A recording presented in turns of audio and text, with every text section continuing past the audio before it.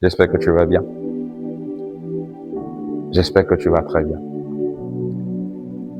La question que je voudrais te poser, c'est pourquoi tu veux te marier en fait? Qu'est-ce qui t'attire dans le mariage? Est-ce que c'est parce que tu te sens seul? Est-ce que tu crois que c'est la chose qu'il te faut pour être la personne la plus heureuse sur la terre? Ah, c'est comme ça qu'un groupe de personnes pense. Pendant que de l'autre côté, les personnes mariées, elles sont en train de vouloir sortir de là. La vérité, c'est que les gens se méprennent sur le but véritable pour lequel Dieu a créé le mariage. Il y en a qui pensent que Dieu a créé le mariage juste pour qu'il soit heureux, juste pour qu'il veille une compagne, comme on le dit, donc il n'est pas bon que l'homme soit seul. Ça, c'est leur verset préféré. Mais ce qu'ils oublient, c'est que l'homme dont on parle là, il était dans certaines conditions. Et c'est là que Dieu a vu qu'il n'était pas bon que l'homme soit seul. Est-ce que tu es dans ces conditions-là? Il y a des gens qui veulent se marier parce qu'ils se sentent seuls, parce qu'ils ne s'aiment pas eux-mêmes. Donc, ils cherchent quelqu'un qui va les aimer. Il y a des gens qui veulent se marier parce qu'ils pensent qu'ils vont pouvoir, genre, faire les noxages en désordre.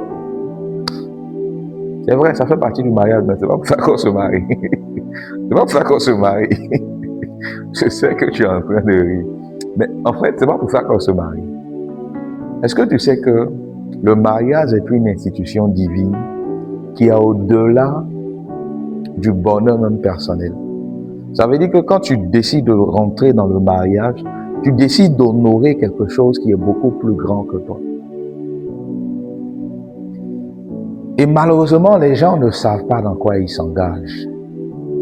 Et ils s'engagent dans des choses, après ils regrettent. Ils sont malheureux.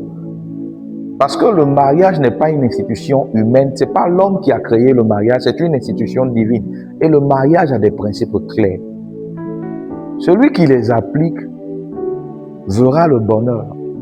Le mariage, en fait, est la première cellule que Dieu a utilisée, que Dieu a créée pour que son règne soit étendu sur la terre. Le mariage initial, c'était un peu comme une ambassade. Le jardin d'Éden était l'ambassade du royaume de Dieu sur la terre.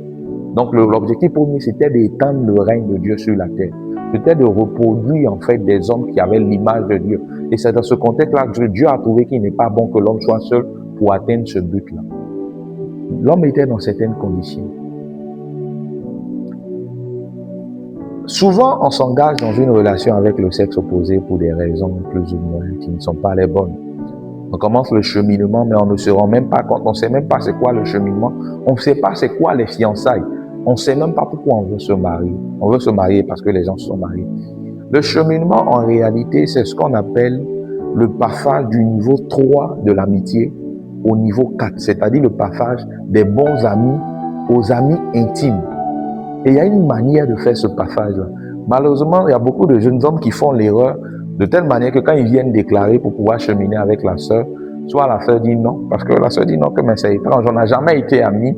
Et puis toi, tu dis non, que tu veux marcher avec moi comme ta fiancée. Ça ne marche pas comme ça. Il faut être à un niveau 3 pour switcher vers le niveau 4. Parce que l'amitié est la base, en fait, d'une relation saine qui va aboutir au mariage.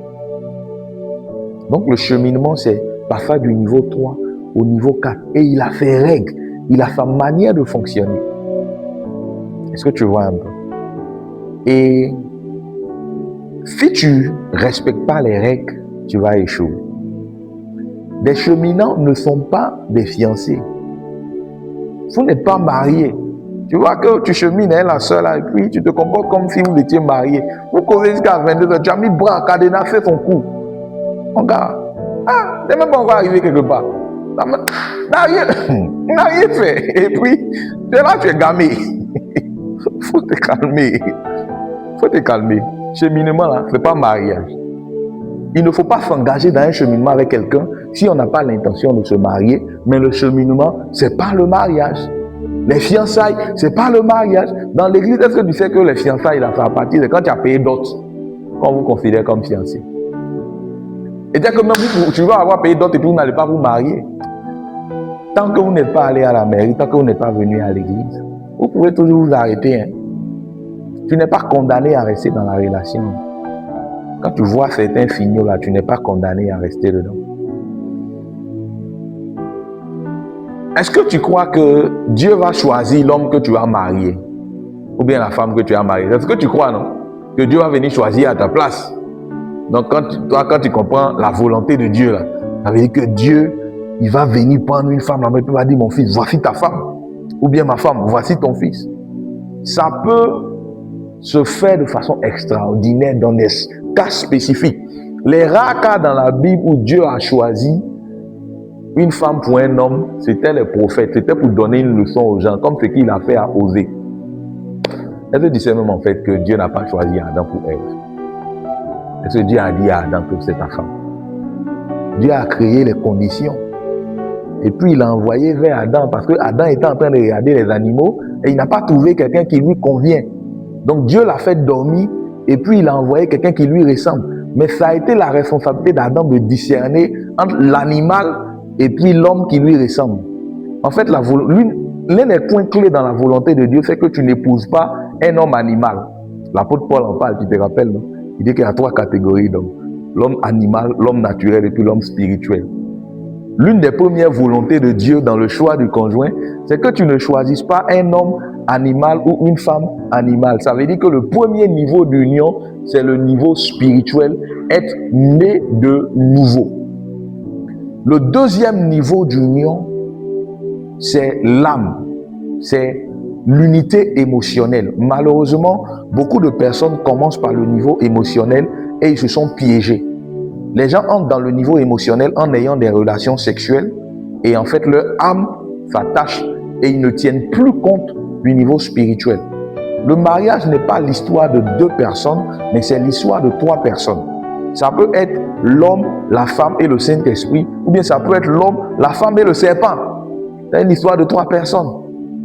Alors quand tu dis que tu es né de nouveau et que tu as l'Esprit de Dieu en toi, le Saint-Esprit doit être à l'aise avec la personne vers qui tu veux aller. C'est ça en fait qu'on appelle la volonté de Dieu. C'est de pouvoir voir ces différents niveaux d'unité là. Parce que pour pouvoir accomplir le but du mariage, il faut que vous soyez un. Et l'unité là se situe à 5 niveaux. Le niveau spirituel, le niveau émotionnel, c'est-à-dire l'âme que je viens de décrire tout à l'heure. Il y a aussi le niveau intellectuel.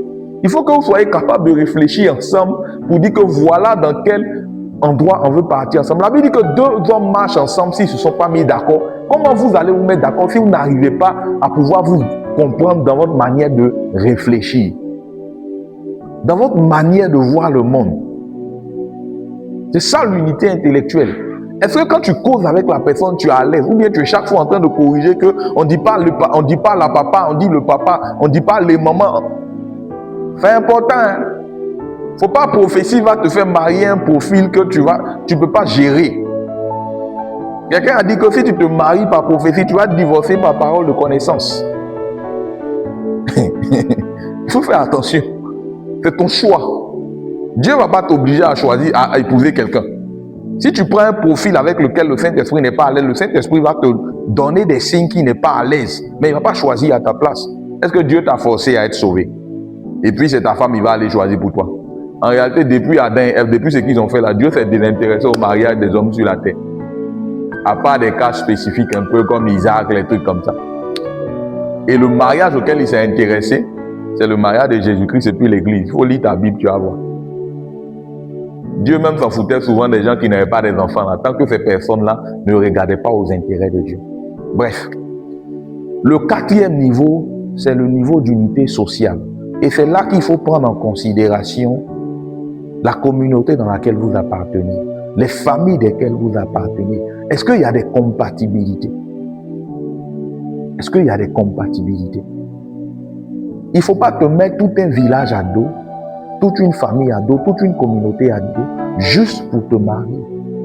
Le mariage n'est pas une fin en soi, le mariage n'est pas la fin du monde. Et le 5e niveau d'unité, c'est le niveau physique. Donc pour récapituler, il y a 5 niveaux d'unité que tu dois vérifier pour savoir si tu rentres dans la volonté de Dieu pour le mariage. Est-ce que la personne, vous avez une unité spirituelle? Ça veut dire que, est-ce que vous deux, vous êtes nés de nouveau? Est-ce que vous êtes nés d'esprit? Le niveau de l'âme, l'attachement émotionnel, ça prend en compte le caractère, la personnalité de la personne, son tempérament. Est-ce que ça match? Est-ce que vous vous sentez amis facilement?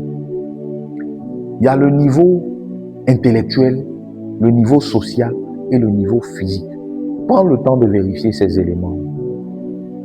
D'accord? Prends le temps de vérifier ces éléments.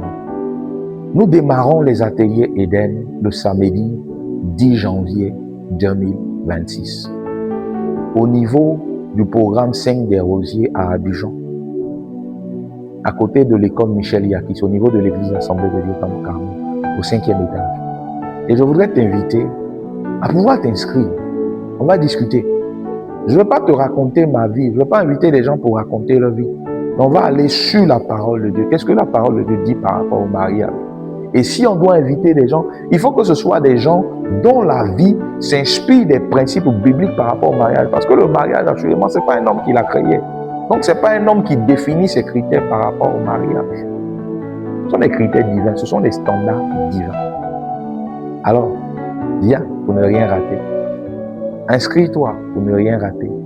Tu vas comprendre pourquoi souvent tu vas vers la sœur et puis la sœur refuse. Parce qu'il y a des gens, vous êtes au niveau 1 d'amitié, les frères chrétiens font beaucoup ça. Ils sont au stade juste de connaissance. Genre, tu vois la sœur dans l'église, vous voyez, on appelle ça les connaissances. Et des connaissances, tu veux sauter pour dire la sœur n'a qu'à venir cheminer avec toi, tu es parti dormir, tu l'as vu en rêve, tu dis que Dieu a révélé qu'elle sera ta femme. Donc vous allez cheminer ensemble pour apprendre à vous connaître. Et on te met un flash, boum, au visage. Et non, on se connaît où? On ne se connaît pas. Vous savez, il y a la sagesse, même quand tu es convaincu que c'est la personne qui te convient. On va apprendre tout ça là aux ateliers Eden. Pardon. Même si toi, tu ne viens pas là, dis à ton voisin, il faut venir. Pardon. Merci beaucoup et que Dieu te bénisse. Assurément, cette saison, nous allons bâtir des couples selon Dieu. Ciao, ciao et à très bientôt aux ateliers Eden. Merci beaucoup.